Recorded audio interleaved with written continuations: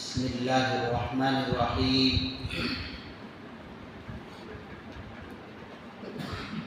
الحمد للہ وکفى وسلام علی عباده الذین اصطفى اما بعد فإن خیر الحدیث کتاب اللہ وخیر الهدی هدی محمد صلی اللہ علیہ وسلم وشر الأمور محدثاتها وكل محدثة بدعة وكل بدعة ضلالة وكل ضلالة في النار. فقد قال الله تبارك وتعالى في القرآن المجيد والفرقان الحميد: فأعوذ بالله من الشيطان الرجيم. بسم الله الرحمن الرحيم.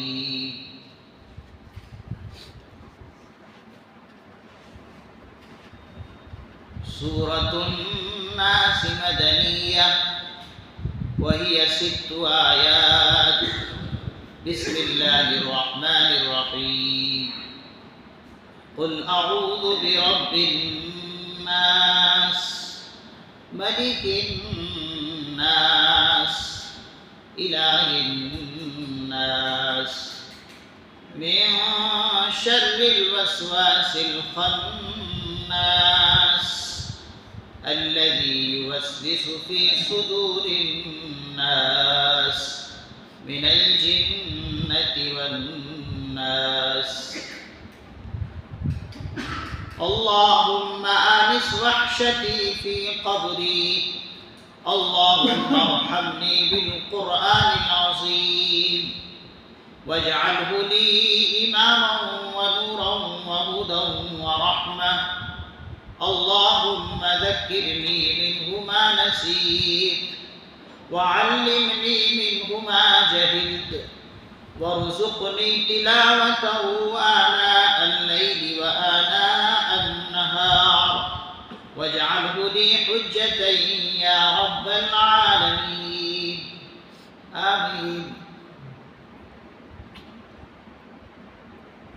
یہ سورہ ناس ہے جو مدینے میں نازل ہوئی ہے. اس سورہ میں 6 آیتیں ہیں. یہ سورہ قرآن کریم کے ترتیب کے حساب سے 114 نمبر پر ہے. یعنی معلوم ہوا کہ پورے قرآن کریم کے اندر 114 سورہ ہیں اور سب سے آخری سورہ سورہ ناس ہے.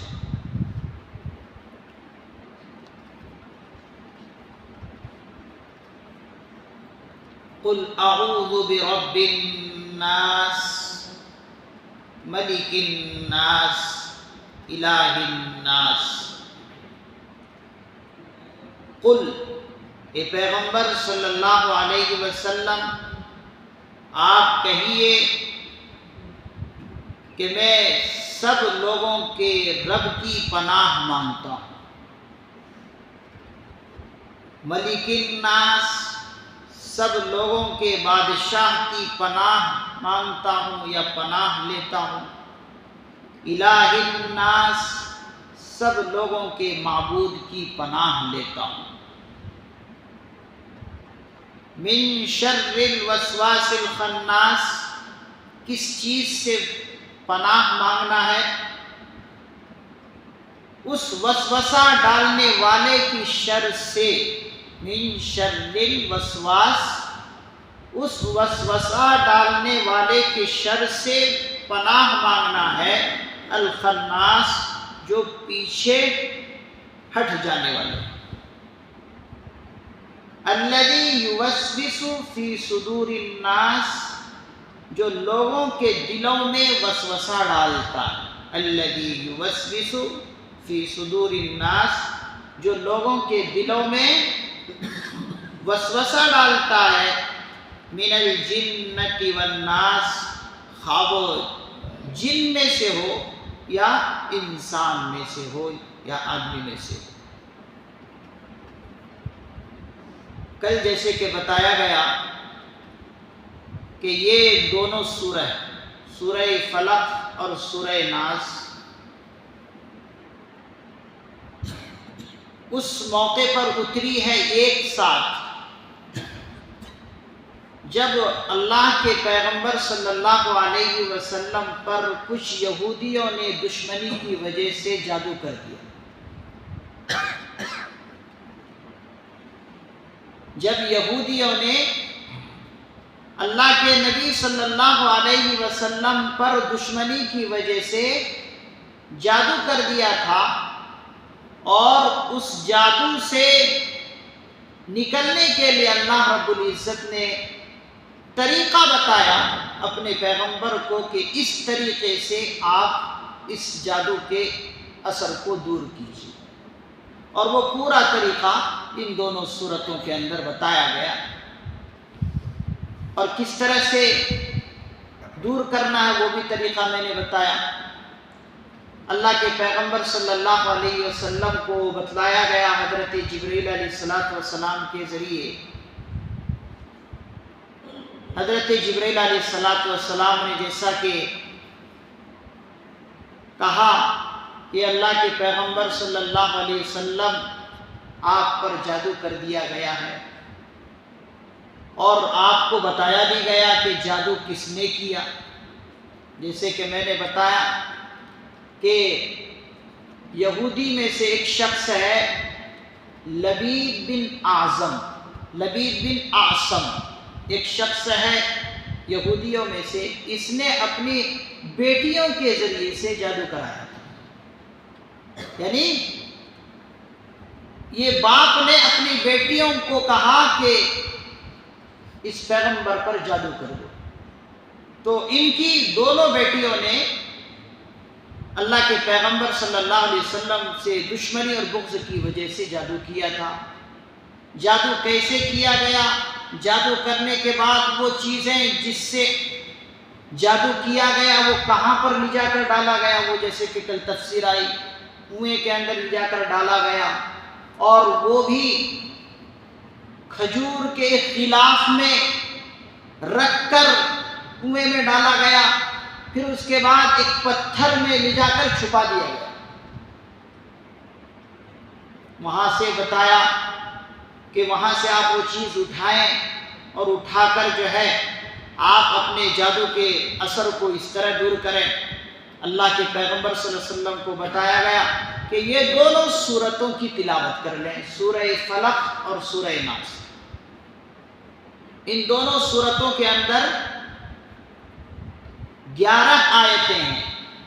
پہلی سورہ فلق کے اندر 5 آیتیں، اور سورہ ناس اس کے اندر 6 آیتیں، تو کل ملا کر 11 آیتیں ہو جاتی ہے۔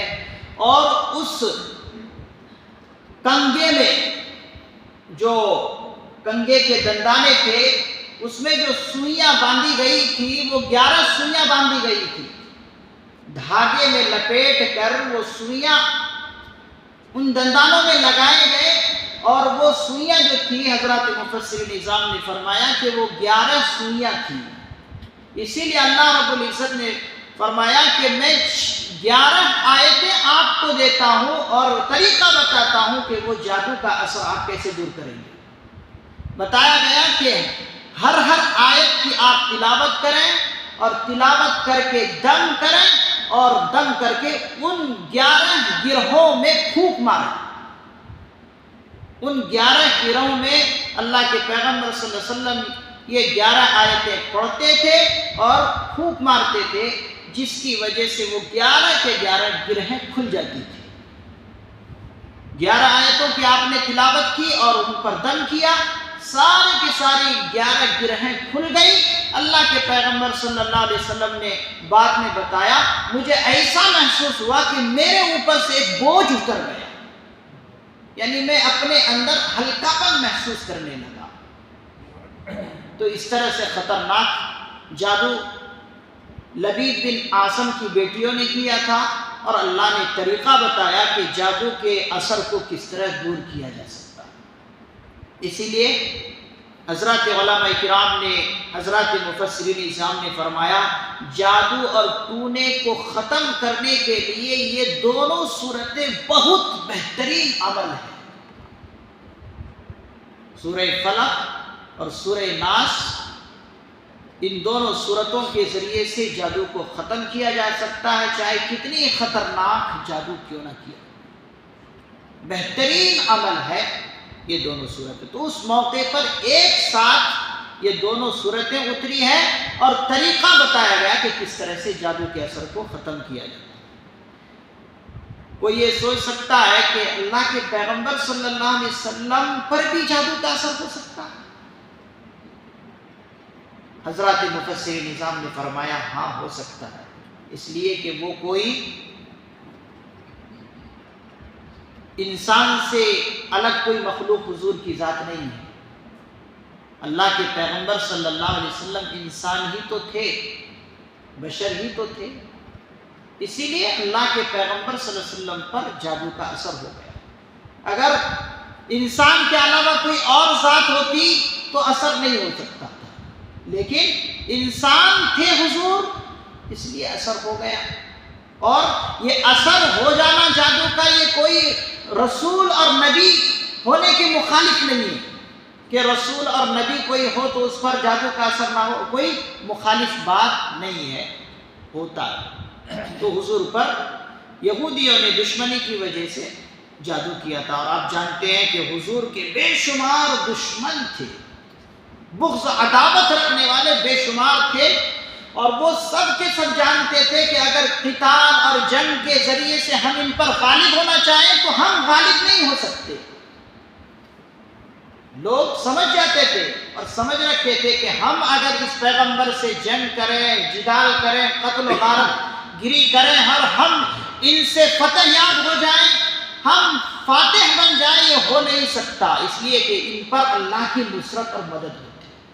جیسا کہ ہر موقع پر اللہ کی طرف سے نصرتیں اور مدد شامل حال ہوئی ہے، تو لوگ سمجھ گئے تھے ہم ان کو ہرا نہیں سکتے، اگر ہم چاہیں تو دشمنی کے ذریعے سے اس طرح سے ہرائیں گے، اس طرح سے ہم بغض اور عداوت کو نکالیں گے، جس کی وجہ سے انہوں نے یہ راستہ اپنایا اور حضور کی ذات پر جادو کر دیا۔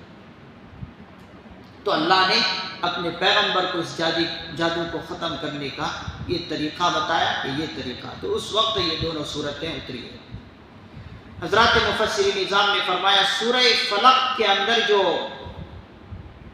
اللہ نے بندوں کو پناہ مانگنے کی بات کی ہے، وہ دنیاوی آفات اور بلاؤں سے پناہ مانگنے کی بات سورہ فلق کے اندر کی ہے، اور اس سورہ ناس کے اندر اخروی آفتوں اور بلاؤں سے پناہ مانگنے کی دعا کا طریقہ بتایا اور اس سے حفاظت کا طریقہ بتایا۔ اللہ رب العزت نے فرمایا قل اعوذ برب الناس، آپ کہیے کہ میں آدمیوں کے رب کی پناہ لیتا ہوں، سب آدمیوں کی رب کی پناہ لیتا ہوں۔ سارے لوگوں کے رب کون ہے؟ اللہ رب العزت۔ رب کے معنی پالنے والا، ہر موقع پر انسان کی مدد کرنے والا، اس کو کہتے ہیں رب۔ ہر موقع پر، ہر پریشانی میں، ہر مشکل میں کام آنے والی ذات کون ہے؟ اللہ کی ذات، تو اس کو کہتے ہیں رب۔ تو سب لوگوں کے رب کی پناہ لیتا ہوں۔ ملک الناس، سب لوگوں کے بادشاہ کی پناہ لیتا ہوں۔ سب لوگوں کے بادشاہ کون ہے؟ اللہ رب العزت ہے۔ حقیقی بادشاہ اللہ رب العزت ہے۔ عارضی طور پر تو ملک کے بادشاہ لوگ ہیں، لیکن حقیقی طور پر ہر چیز کے بادشاہ کون ہے؟ وہ اللہ رب العزت ہے۔ تو ملک الناس، سب لوگوں کے بادشاہ کی پناہ لیتا ہوں۔ الہ الناس، سب لوگوں کے معبود کی پناہ لیتا ہوں۔ سارے لوگوں کے معبود حقیقی کون ہے؟ اللہ رب العزت۔ اب اگلی آیت میں بتا رہا ہے کہ کس چیز سے پناہ لینا ہے۔ من شر الوسواس الخناس، اس وسوسہ ڈالنے والے کی شر سے میں پناہ لیتا ہوں اللہ کی، الخناس جو پیچھے چھپ جاتا ہے، جو چھپ جاتا ہے، دبک جاتا ہے، اس سے میں پناہ لیتا ہوں۔ وسواس سے مراد کون ہے؟ حضرات مفسرین نظام نے فرمایا وسواس سے مراد شیطان لعین ہے، شیطان لعین ہے وسواس، اور خناس بھی یہی ہے، اس لیے کہ یہ انسان کو جب بہکاتا ہے تو سب سے پہلے کرتا کیا ہے؟ لوگوں کو گناہوں پر آمادہ کرتا ہے، گناہوں کی رغبت دلاتا ہے کہ یہ کام کرو، یہ کام کرو، اچھا ہے۔ جب گناہ کی طرف لوگ آمادہ نہیں ہوتے تو پھر اب یہ کیا کرتا ہے؟ یہ خناس، یہ وسواس یعنی شیطان کیا کرتا ہے؟ انسان کے عبادت میں خرابی پیدا کرتا ہے۔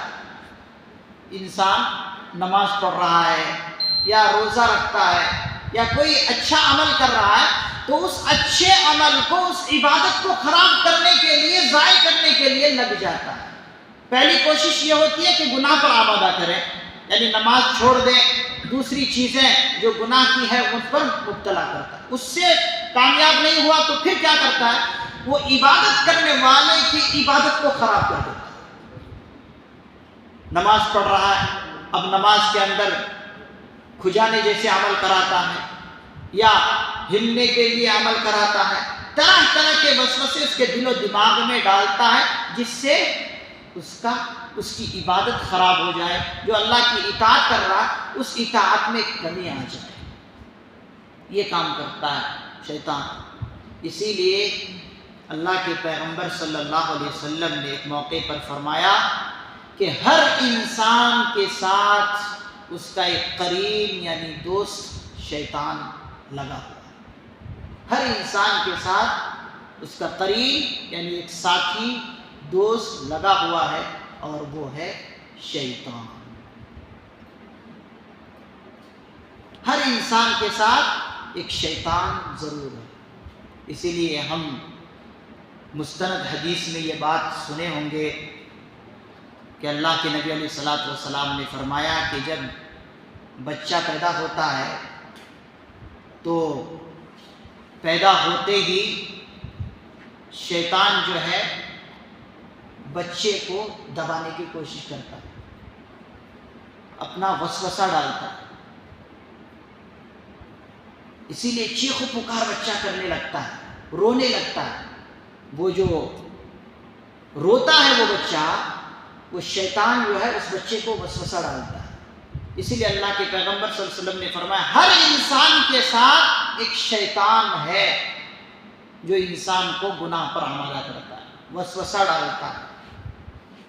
اور ایک حدیث میں اللہ کے نبی علیہ السلام نے فرمایا کہ انسان کے دل میں دو گھر ہیں، انسان کے دل میں دو گھر ہے، ایک گھر میں شیطان رہا کرتا ہے اور ایک گھر میں فرشتے رہا کرتے ہیں۔ ایک گھر میں شیطان رہا کرتا ہے اور ایک گھر میں فرشتے رہا کرتے ہیں۔ فرشتے جو ہیں نیک کاموں پر آمادہ کرتا ہے، فرشتے جو ہیں نیک کام کرنے کے لیے آمادہ کرتے ہیں کہ یہ نیک کام ہے، یہ کرو، یہ بھی نیک کام ہے، یہ نیک کام کرو، یہ اچھا عمل ہے، اس اچھے عمل کو انجام دو۔ فرشتے انسان کے دل میں آمادہ کرتا ہے کہ یہ اچھے عمل ہے، اس کو انجام دو۔ اور شیطان کیا کرتا ہے؟ شیطان جس گھر میں ہے دل کے، وہ گناہ پر آمادہ کرتا ہے۔ اسی لیے جب دیکھتا ہے کہ انسان ذکر سے غافل ہے، اللہ سے غافل ہے، احکام خداوندی سے غافل ہے، تو فوراً جو ہے شیطان کیا کرتا ہے؟ گناہ پر آمادہ کراتا ہے اور طرح طرح کے گناہ کرا دیتا ہے۔ اور جب انسان ذکر میں، تلاوت میں، اللہ کی یاد میں لگ جاتا ہے، شیطان پھر پیچھے ہٹ جاتا ہے۔ جو ہی غفلت میں پایا، اپنا وہ چونچ جو ہے اس دل میں رکھ دیتا ہے کہ جس سے وہ پھر گناہوں میں آمادہ رہتا ہے، گناہ کرتا رہتا ہے۔ جو ہی ذکر کی طرف مشغول ہوا انسان پیچھے ہٹ جاتا ہے۔ اسی کو فرمایا من شر الوسواس الخناس، اس وسوسہ ڈالنے والے کی شر سے، الخناس جو پیچھے چھپ جاتا ہے۔ آپ نے کبھی دیکھا کہ گناہ کے لیے شیطان کہا ہو اور آپ نے اس کو دیکھا؟ نہیں، گناہ کرنے کے لیے آمادہ کرتا ہے، کر کے جو ہے پیچھے ہٹ جاتا ہے، وہ دکھتا نہیں ہے کسی کو، لیکن انسان کو وہ دیکھ لیتا ہے۔ تو اسی لیے وہ جب ذکر میں کسی کو مشغول پاتا ہے تو پیچھے ہٹ جاتا ہے۔ جو ہی ذکر سے غافل رہا، غفلت اس کے اندر آئی، پھر جو ہے وہ اپنا وسوسہ ڈالنا شروع کر دیتا ہے۔ تو اسی سے اللہ رب العزت نے پناہ مانگنے کی دعا کی کہ اس کے شر سے اللہ کی پناہ میں آ جاؤ۔ الذی یوسوس فی صدور الناس، جو لوگوں کے دلوں میں وسوسہ ڈالتا ہے، دلوں کے اندر طرح طرح کی غلط خیالات، برے خیالات لاتا ہے، یہ کرو وہ کرو، جو برے خیالات ہوتے ہیں وہ تمام کے تمام خیالات وہ دلوں میں ڈالتا ہے۔ اسی لیے اللہ کے پیغمبر صلی اللہ علیہ وسلم نے فرمایا کہ شیطان سے بچنے کی ہر وقت دعا کیا کرو۔ انسان کے دو دشمن بہت خطرناک ہیں، جس سے اللہ کے پیغمبر صلی اللہ علیہ وسلم نے بھی پناہ مانگی۔ ایک یہی شیطان کہ انسان کو غلط چیزوں میں لگانے کے لیے پوری کوشش کرتا ہے، یہاں تک کہ ایمان کو خطرے میں ڈالنے کے لیے کوشش کرتا ہے۔ اسی لیے اللہ کے پیغمبر صلی اللہ علیہ وسلم نے فرمایا اس شیطان سے پناہ مانگو۔ قرآن کریم کی ایک آیت ہے، اللہم انی اعوذ بک من شر نفسی ومن شر الشیطان۔ یہ اللہ کے پیغمبر صلی اللہ علیہ وسلم کی دعا ہے، اور قرآن کریم کے اندر ایک آیت ہے کہ اس میں اللہ رب العزت نے فرمایا کہ شیطان کو اپنے پاس حاضر ہونے سے پناہ مانگو، کہ شیطان کسی بھی وقت ہمارے پاس حاضر ہو، اس سے پناہ مانگو۔ اللہ کے نبی علیہ السلام نے یہ دعا فرمائی ہے، اللہم انی اعوذ بک من شر نفسی۔ ایک انسان کا یہ شیطان بہت کھلا ہوا دشمن ہے انسان کا، ایک دشمن یہ ہے، اور دوسرا دشمن جو ہے انسان کا خود نفس ہے۔ اسی لیے اللہ کے پیغمبر صلی اللہ علیہ وسلم نے کیا دعا فرمائی؟ اللہم انی اعوذ بک من شر نفسی، اے اللہ میں اپنے نفس کی شر سے پناہ مانگتا ہوں۔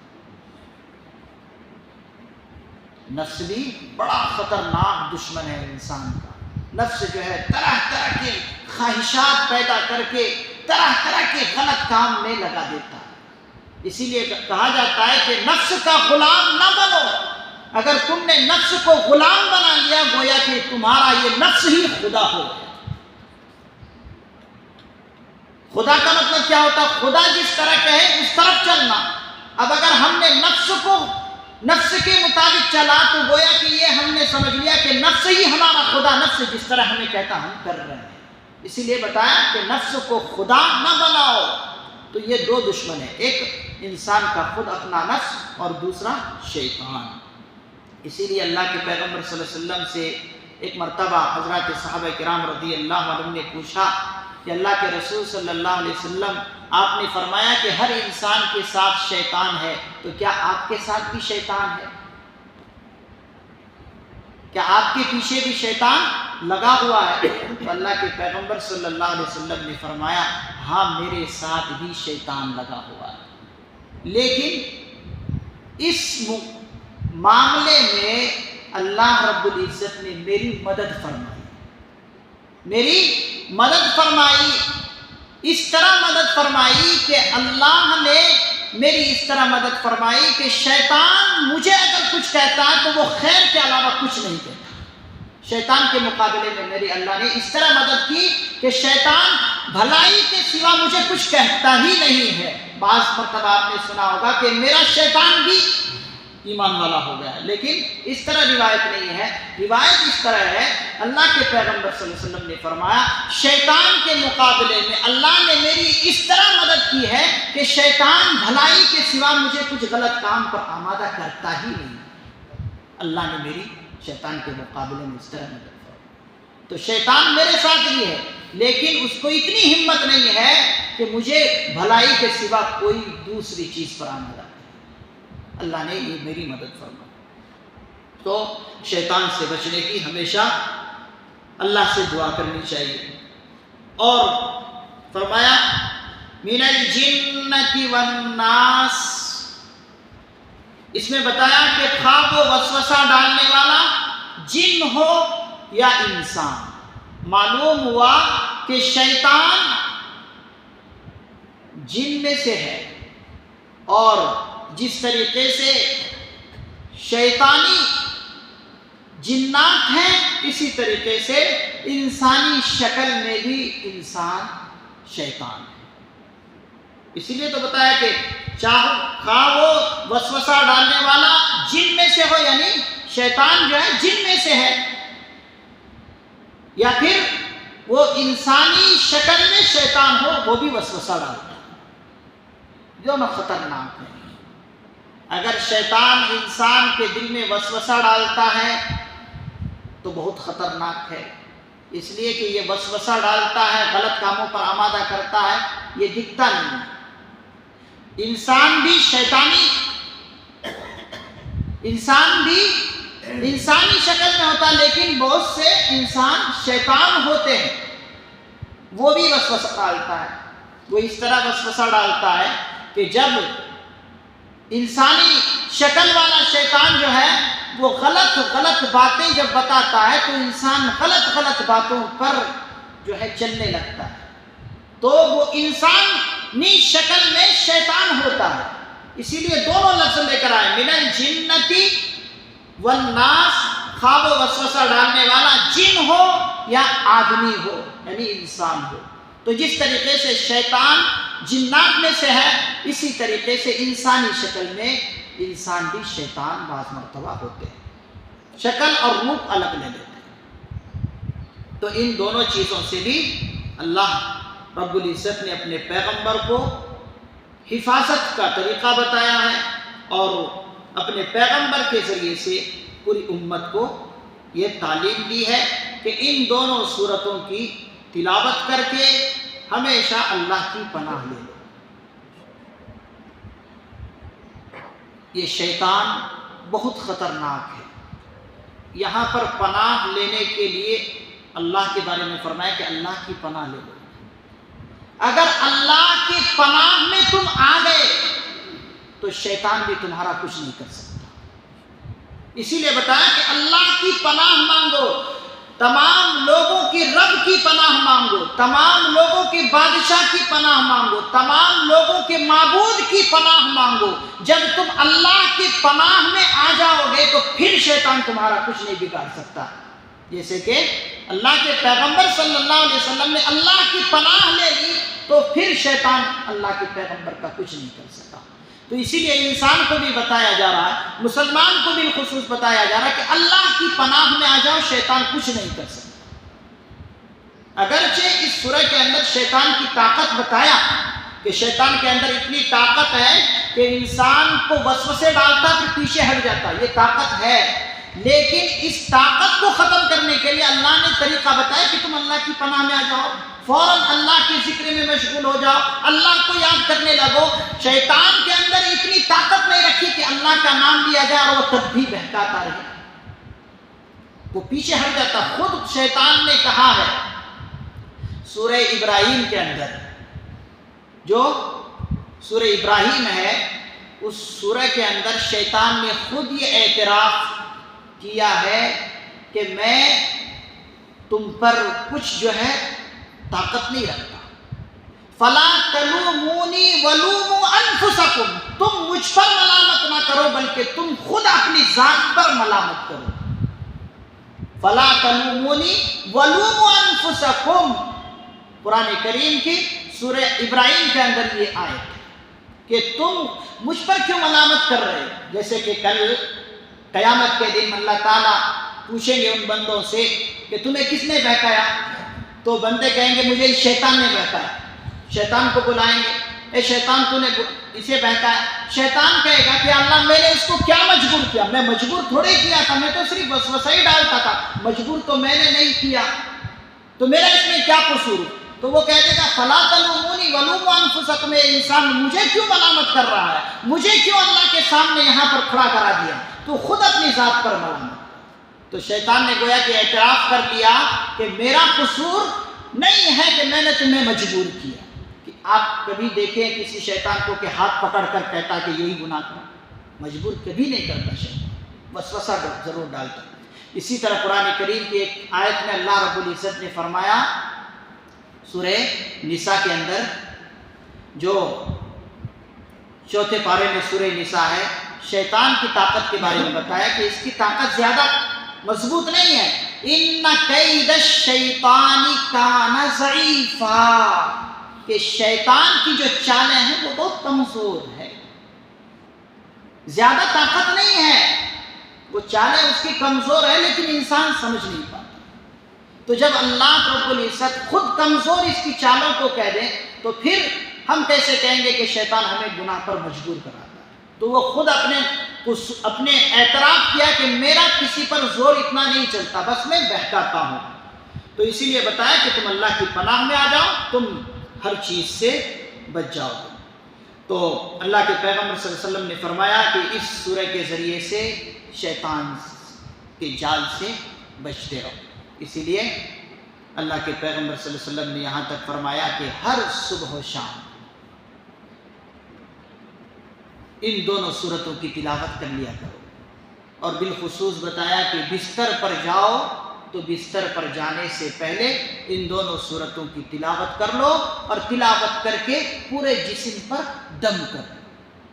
اما عائشہ صدیقہ رضی اللہ عنہا کی روایت ہے، جب اللہ کے پیغمبر صلی اللہ علیہ وسلم بیمار ہوتے، کسی تکلیف میں ہوتے، تو اللہ کے پیغمبر صلی اللہ علیہ وسلم ان دونوں سورتوں کی تلاوت کر کے اپنے ہاتھ مبارک پر دم کرتے، اور دم کر کے پورے جسم پر دم کر دیتے. اور اما عائشہ صدیقہ رضی اللہ عنہا نے آگے اور فرمایا کہ جب وفات آپ کی قریب ہوئی تو اس وقت جب اللہ کے پیغمبر صلی اللہ علیہ وسلم خود دم نہیں کر سکتے تھے تو میں خود اللہ کے پیغمبر صلی اللہ علیہ وسلم کے ہاتھوں میں ان دونوں سورتوں کی تلاوت کر کے دم کر دیتی، اور ہاتھوں میں دم کرنے کے بعد اللہ کے پیغمبر صلی اللہ علیہ وسلم اپنے پورے جسم پر دم کر لیتے، پھیر لیتے. اور خود فرماتی ہے کہ میں خود اپنے ہاتھ پر دم کر کے آپ کے جسم مبارک پر نہیں دم کرتی بلکہ آپ کے ہاتھ پر دم کر دیتی. کیوں؟ خود فرماتی ہے کہ میرا ہاتھ اللہ کے پیغمبر کے ہاتھوں سے مبارک نہیں ہو سکتی. اللہ کے پیغمبر صلی اللہ علیہ وسلم کے ہاتھ مبارک ہیں، اسی لیے میں آپ کے ہاتھوں پر دم کرتی اور حضور اپنے ہاتھوں کے ذریعے سے پورے جسم پر دم کر لیتے. تو کتنی اہم سورہ ہے یہ دونوں سورتیں. تو ہمیشہ یہ معمول بنا لیں کہ بستر پر جا کر ان دونوں سورتوں کی تلاوت کریں اور پورے جسم پر دم کر لیں. اسی طریقے سے ہر نماز کے بعد 3 مرتبہ ان دونوں سورتوں کی تلاوت کر کے پورے جسم پر دم کر لیں. اللہ کے پیغمبر صلی اللہ علیہ وسلم نے فرمایا چاہے وہ روحانی بیماری ہو چاہے وہ جسمانی بیماری ہو، ہر بیماری سے یہ دونوں سورتیں شفا دیتی ہیں. جادو ہو، ٹونا ہو، کتنے خطرناک قسم کے جادو کیوں نہ ہو، ان دونوں سورتوں کے ذریعے سے وہ جادو کے اثر ختم ہو جاتے ہیں. تو یہ دونوں سورتوں کی بہت فضیلت ہے. اور دیکھیے اللہ رب العزت نے بھی عجیب طریقہ اپنایا. قرآن کریم کی شروعات سورہ فاتحہ سے کی ہے، اور سورہ فاتحہ میں اللہ نے بتایا کہ پہلے میری حمد اور ثنا بیان کرو، الحمدللہ رب العالمین کیا ہے؟ یہ اللہ کی حمد اور ثنا ہے۔ پھر اس کے بعد بتایا کہ سیدھے راستے پر چلنے کی مجھ سے دعا کرو۔ یہ سورت کے بالکل آغاز میں بتایا کہ سیدھے راستے پر چلنے کی دعا کرو، صراط مستقیم پر۔ اب صراط مستقیم پر چلنے کے لیے رکاوٹ کیا بن سکتے ہیں؟ اللہ نے یہاں پر بتایا کہ رکاوٹ بننے والا یہ شیطان ہے، یہ رکاوٹ ڈالے گا۔ اب اس رکاوٹ کو ختم کرنے کے لیے ان دونوں سورتوں کی تلاوت کر لیا کرو۔ تم سیدھے راستے کی دعا پہلے کیے تھے، اس سیدھے راستے پر تم خود چل پڑو گے اگر شیطان کی شر سے پناہ مانگو۔ تو راستہ چلنے کے لیے بتایا کہ یہ راستہ صراط مستقیم پر چلنا ہے۔ اس راستے پر چلنا کیا ہے وہ طریقہ اس سورۃ کے اختتام پر بتا دیا۔ چلنے کا طریقہ اس سورۃ کو ختم کر کے بتایا کہ طریقہ صراط مستقیم پر چلنے کا یہ ہے کہ شیطان کی شر سے محفوظ ہو جاؤ، اللہ کی پناہ میں آ جاؤ، تم صراط مستقیم پر چل جاؤ۔ اس طرح سے اللہ رب العزت نے قرآن کریم کی اس آخری صورت میں اختتام میں یہ بتایا کہ اس سے پناہ مانگ لو، سیدھے راستے پر تم چل پڑو گے۔ تو اللہ کی فضل سے ان دونوں صورتوں کی تفسیر اور ترجمے بھی مکمل ہو گئے۔ اللہ تعالیٰ سے دعا ہے کہ اللہ رب العزت نے جس طرح اپنے مقدس کلام مجید کی خدمت کے لیے قبول فرمایا ہے، اللہ رب العزت ہمیں اسی طریقے سے اس قرآن کریم کے مقدس ہونے کی وجہ سے اس کو ہم سبوں کے لیے نجات کا ذریعہ بھی بنائے۔